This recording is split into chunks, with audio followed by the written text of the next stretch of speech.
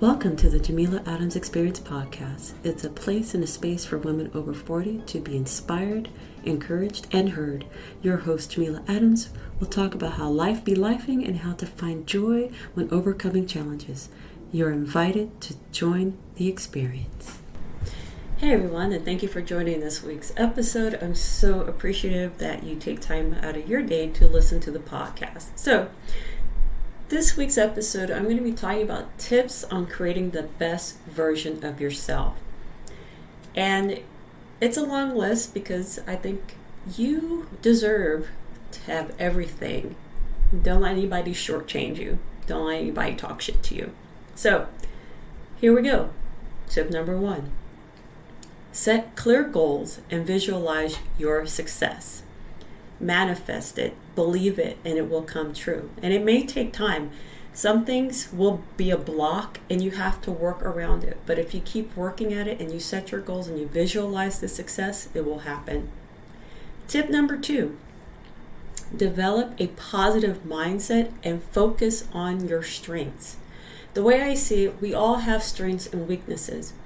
You can play up your strengths and basically turn your weaknesses into your strengths. If you know you're not the best singer in the world, you can take lessons, but at the same time, do you really want to focus on that? You are probably a better piano player. So be better at playing the piano. I don't know. But anyway, focus on your strengths. Tip number 3, take care of your physical health through exercise and proper nutrition. I've learned the older I've gotten, I've taken a lot better care of myself now than I did when I was 25. My 50-year-old body is way healthier than my 25-year-old body. Case in point, because now I know how to, serve better meals, how to limit certain things that will cause me to be dehydrated. Just taking better care of myself. Fun fact, well, not necessarily a fun fact, but when I was a kid, like teens, 20s, I had an eating disorder. And more or less it was because it was out of control. It was something I controlled. If I didn't eat, I can control my environment. Yeah, not the best, mindset, but at the time I really wasn't performing at my best. I wasn't thinking best for myself. So yeah, I smoked heavily, I drank heavily, more drinking than smoking, but I was not my best self. So now my body is a lot better, it's a lot healthier, I have a better mindset. So I've learned to do better for my body. So let's see, tip number 4, cultivate healthy relationships with supportive and positive people.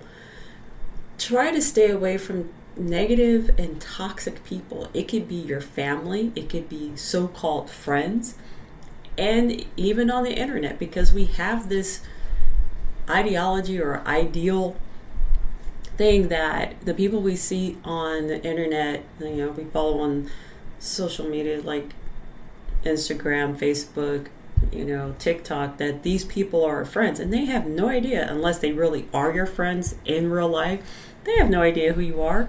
And sometimes they can do some really shitty things and turn around, and you keep watching it, you're going to end up emulating that or thinking that that's okay, and it's not. So try to cultivate a healthy relationship with people and be around positive people at that. Tip number 5, practice mindfulness and self-reflection to identify areas of personal growth. I do this because I know I can reach my full potential when I put myself in a better mind state and be mindful of my actions and what I say to other people. So I'm a firm believer, whatever you put out, you're going to get it back. If you're talking shit about somebody or to someone, you're going to get it back. And if you're treating someone crappy, you're going to get it back. So be mindful of your words, your actions, and just everything around you, because you want to grow. I honestly believe that if you stop growing, you're dead. If you stop learning, you're not growing. Excuse me. So cultivate this idea of always trying to grow and be better than you were the day before. Tip number 6, learn new skills and seek out opportunities for personal and professional development. I embody this. There's certain things I love to do. There's certain things I know I'm not great at. But I try it anyway, just to say, okay, if I keep practicing at it, I'm going to get it. But I love what I do. I love my business, As you know, I am a business owner and I do web design and marketing, and I don't know it all. And I'm not going to sit here and say that I do. I am a lifelong learner. I love to teach my clients what to do, how to do it, and so on. So I love to learn. I research. I read. I probably should be reading a lot more, but I do, try to immerse myself with the latest technology, the latest things, so that way I can pass it on to my clients, because it's for my personal and professional development. If I can do better for myself, I can do better for my clients. So number 7, embrace change and adapt to new situations. Shit happens and you got to roll with it, or you're going to get left behind. It's that simple. If you don't grow and adapt, if you get stuck and stagnant, you're not growing, you're not learning, you're dead. So you have to be able to pick it up and keep it moving, because if not, what are you doing? What are you doing with your life? And as a woman of a certain age, I still like to learn. I still like to be able to get up and do things and challenge myself. So you have to learn to be adaptable. And I think that's the hard part with society and people over the age of 40, is like you get into this mindset where your way is the only way. That's not true. It really isn't. You should be learning from younger people as well as teaching them. It's reciprocal. You learn, you teach. You learn, you teach. You learn, you teach. And that's how life continues. So tip number 8, practice self-care and prioritize rest and relaxation. This right here is something I do. To me, self-care is getting up and going to the gym. To me, self-care is taking time to sit down and listen and be still. It's me meditating and doing my devotionals in the morning. It's me sitting down and doing my nails. It's me learning a new skill. That to me is self-care and rest. Your body needs to rest and recharge. You can't get up and function on 2.5 to 3 hours of sleep. It's not realistic, and you end up suffering. Your health will suffer. It's research. If you don't get enough sleep, your body will fall apart. So for me, I have to wind down at least 2 hours before I go to bed. That either means shutting off my phone, or turning the TV down, or picking up a book and reading so I can be in a relaxed state. Another thing too, I discussed in a previous episode, is doing breathing techniques to help me wind down.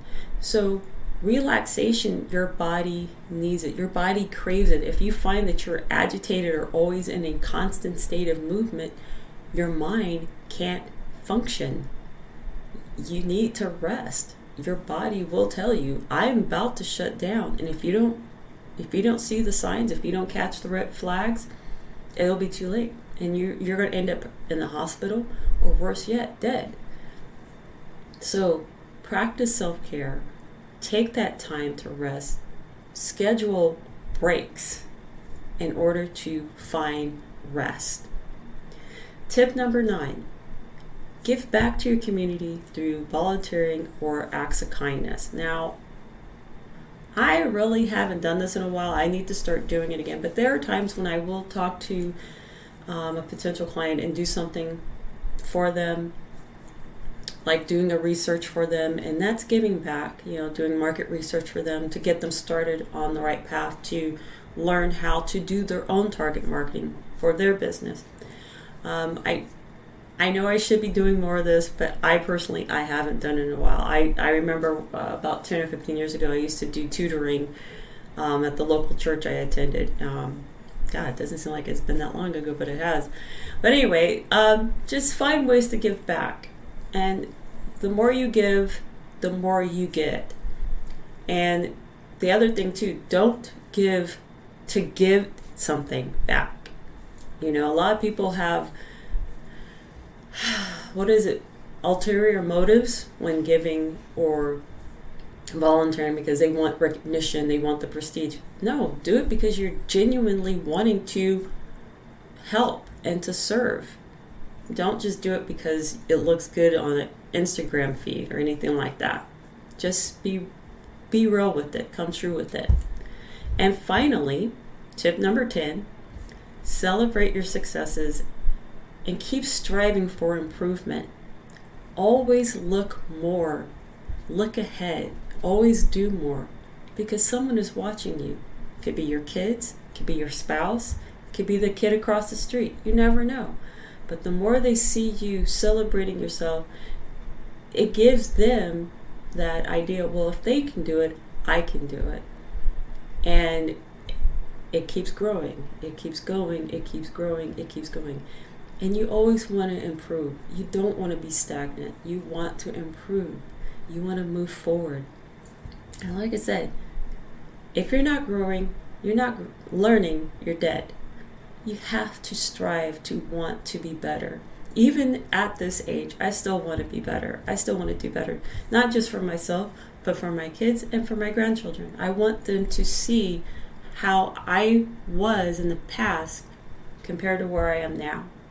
And it doesn't necessarily mean monetary gains or anything like that. It could be your spiritual gain.